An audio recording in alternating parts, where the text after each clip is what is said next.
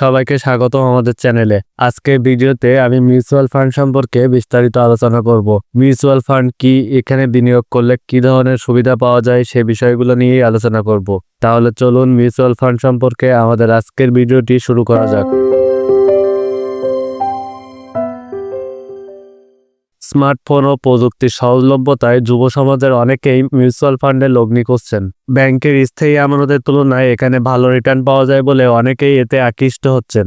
দীর্ঘমেয়াদী সম্পদ সৃষ্টিতে মিউচুয়াল ফান্ডের কার্যকারিতার কারণে বিনিয়োগকারীদের মধ্যে তা ক্রমশ জনপ্রিয় হয়ে উঠছে। মিউচুয়াল ফান্ডে টাকা লগ্নি করার সময় বিনিয়োগকারীদের অবশ্যই কয়েকটি বিষয় মাথায় রাখতে হবে। প্রথমত, কোন মিউচুয়াল ফান্ডে আমি বিনিয়োগ করব সেটি আমাদের বিবেচনা করতে হবে।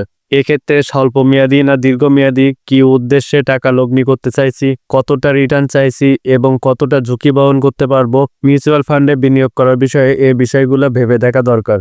একজন মিউচুয়াল ফান্ড ম্যানেজার হলেন একজন ভালো আর্থিক বিশেষজ্ঞ, যিনি ফান্ডের পোর্টফোলিও পরিচালনা করেন এবং পাশাপাশি যে লক্ষ্যে বিনিয়োগ করা হচ্ছে তা পূরণ হচ্ছে কিনা সেদিকে নজর রাখা। অনেকে ফান্ড ম্যানেজার খোঁজার ক্ষেত্রে আলফা নামে একটি শব্দের মুখোমুখি হতে পারেন। এই আলফার নিরিখেই ম্যানেজারের সাফল্য ও ব্যর্থতা নির্ভর করে। মিউচুয়াল ফান্ডে লগ্নি করার আগে দেখে নিতে হবে যিনি তহবিলে বিনিয়োগ করেছেন তার বিনিয়োগ যেন মোটা অঙ্কের হয়, অর্থাৎ ফান্ডের স্থিতিশীলতা যেন অল্প সংখ্যক লগ্নিকারীর ওপর নির্ভর না করে। যে কারণে মিউচুয়াল ফান্ডে বিনিয়োগ করার আগে সেটিকে যথাযথ চর্চা করা অত্যন্ত গুরুত্বপূর্ণ।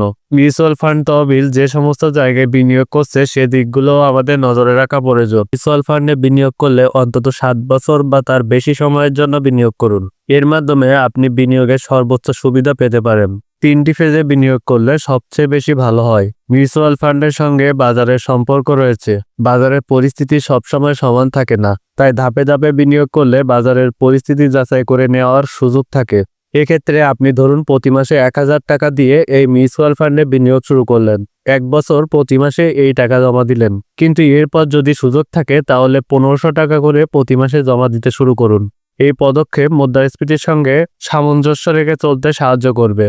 এখানে বলা বাহুল্য, মিউচুয়াল ফান্ডে বিনিয়োগ বাজারগত ঝুঁকি সাপেক্ষ, তাই বিশেষজ্ঞদের পরামর্শ মেনে এতে লগ্নি করুন। কেননা এখানে আর্থিকভাবে লোকসান হলে কর্তৃপক্ষ কোনোভাবেই দায়ী থাকবে না। তাই কৌশলে বিনিয়োগ করতে পারলে সবচেয়ে বেশি লাভবান হতে পারেন। আপনার বিনিয়োগ আরও সঠিক উপায়ে বিনিয়োগের জন্য আমার পূর্বের ভিডিওটি দেখতে পারেন। পূর্বের ভিডিওর লিঙ্ক আমি ডেসক্রিপশন বক্সে দিয়ে দেব, আপনি চাইলে ভিডিওটি চেক আউট করে নিতে পারেন। আর এটুকুই ছিল আমাদের আজকের আলোচনা।